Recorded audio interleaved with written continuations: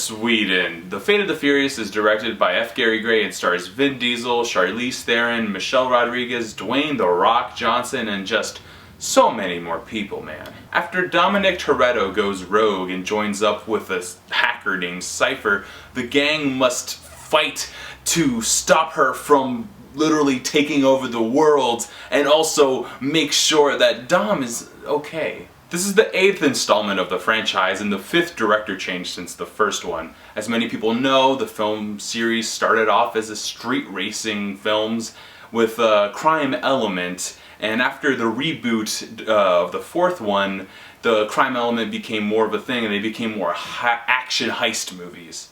And each sequential film has been dropping the heist element, and now it's just starting to become full-fledged action movies. Like most people, I feel like I made the shift to enjoy the series in Fast 5, and I've been satisfied with the results ever since. But with this directorial change, I've been feeling a little weary.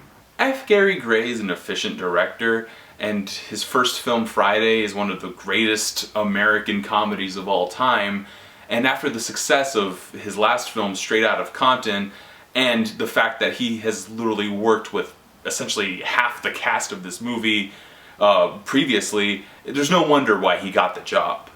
But Justin Lin and James Wan did so much work using the family aspect and melding it in with the incredulous action to make these spectacular wonders that it kind of felt strange that another director would come in and not maybe have the same magic.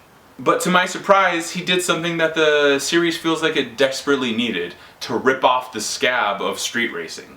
The film opens up in Cuba, and Dom's cousin's car is being repossessed, and Dom shows up and he's just like, yo, I'll race you, and if you beat me you can have my Impala, but if you don't, I get your car. Hey, you race your car if you race my car.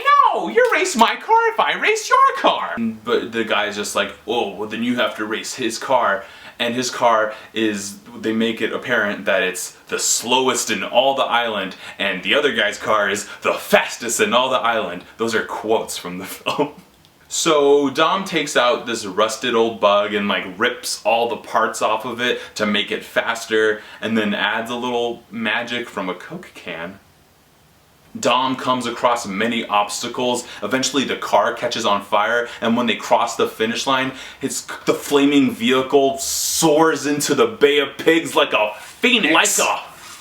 This intro is crucial to understanding that Gray has now shed all notions of this being a street racing franchise and has pushed it forward into what it's wanted to be for the last 4 films, a superhero movie. From that point, the film essentially becomes an Avengers movie, having character moments for each of the team members, and yes, of course, pulling off incredulous stunts to get away from the bad guys. But there's an added element that really pushed this over the top to superhero territory for me. There's a prison break scene featuring Hobbs and Decker, in which Hobbs is literally punching guys into several feet into the air with one punch, and he's literally impervious to rubber bullets. He like laughs at guns, and Decker is like moving like a weasel through people and like doing impossible karate moves, and it's such a stunning action set piece. Also, at a certain point, Vin Diesel's got this whole getup that makes him look like a supervillain, which just encapsulates everything I'm saying. Moments like that and grenade catching and surviving explosions just like really push that into these aren't humans anymore, they're superhumans. Gray's comedic sensibilities play into this film like never before in the series. The franchise has always had like comedic one-liners and stuff, but there's literal scenes where every line is a joke cracking on someone else. You get so tired of seeing Tyrese either be the butt of a joke or make like a half-assed attempt at a joke just to be the butt of the joke again for his joke not being good enough.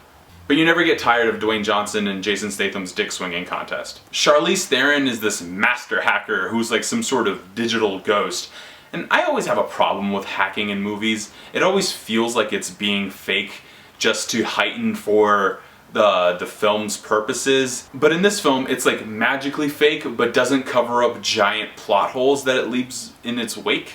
There's a scene where she literally controls every single car in New York City to move in one direction, and it's the scene of the movie. The cars are like moving like a zombie horde, and it's just something you've never seen before. But when the gang shows up in their cars, she's just like, oh no, not them. But you just showed me that you can literally control every single car. How can you not control their cars? They even talk about it once. They're just like, they can't even be like, oh, we have a special chip in our car that they can't track. Why can't they just say that? Just say that and I'll believe it. I don't give a shit. It's strange. Charlize Theron brings this extra villainous charm to the film that feels very appropriate. She's got blonde dreadlocks and this omnipresent knowledge of absolutely everything. And it feels absolutely plausible in a movie series that needs its first supervillain. Definitely want to mention Scott Eastwood, who plays an agent who's under Kurt Russell, who everyone cracks on, and it's very funny. But by some miracle, they shoehorn him into the team, and he's like just a part of it, and he doesn't feel like a replacement for Paul Walker, just an added element into the team. I just feel like the movie deserves credit on that front. I thought that was really well done.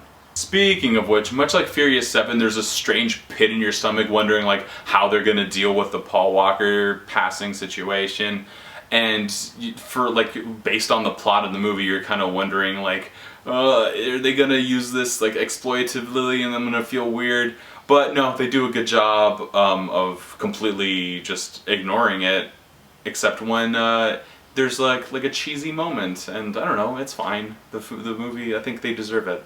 Aside from the hacking plot holes and Tyrese Gibson's absolute need to be the funniest person in the room in every scene, this film was a blast. It's just so nice to have a multi-billion-dollar grossing franchise not only have this diverse of a cast, but also Ludacris plays a nerd.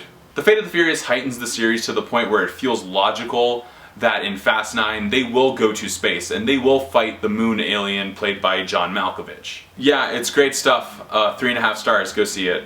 Just real quick, isn't it crazy that Tyrese Gibson is the most inconsequential character of 2 of the highest grossing movie series of all time? Like this thing, go on Letterboxd, look at my Letterboxd stuff, look at my Twitter stuff, watch this thing, watch that thing. I haven't thought this through. No, I race your car if you race my car! I haven't thought this through.